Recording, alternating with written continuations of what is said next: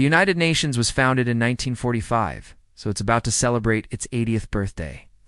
And you know what they say about old age. It's a time for reflection, a time for looking back at the good old days. But not everyone agrees that those were such good old days.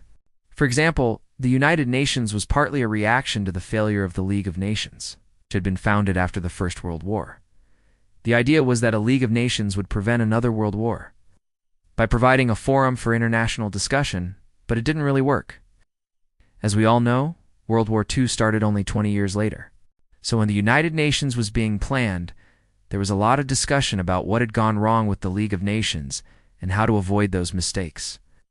Now, one of the main reasons why the League of Nations had failed was that the United States never joined. President Woodrow Wilson had been in favor of an organization like this. He'd even helped to plan the League of Nations, but the U.S. never joined. Despite President Woodrow Wilson's strong advocacy for the League, the U.S. Senate ultimately rejected the Treaty of Versailles, which included the Covenant of the League.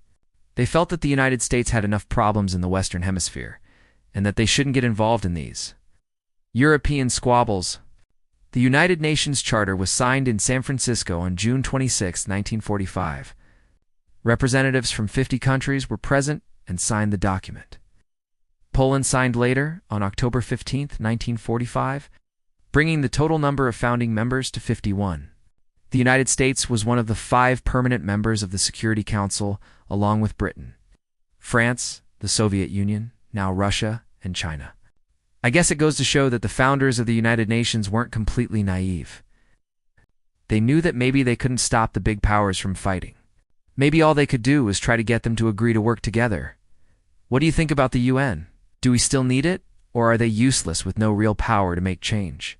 Drop your comments below. If you like these facts, make sure to check out our other videos. Like, comment, and hit that subscribe button if you want to see more.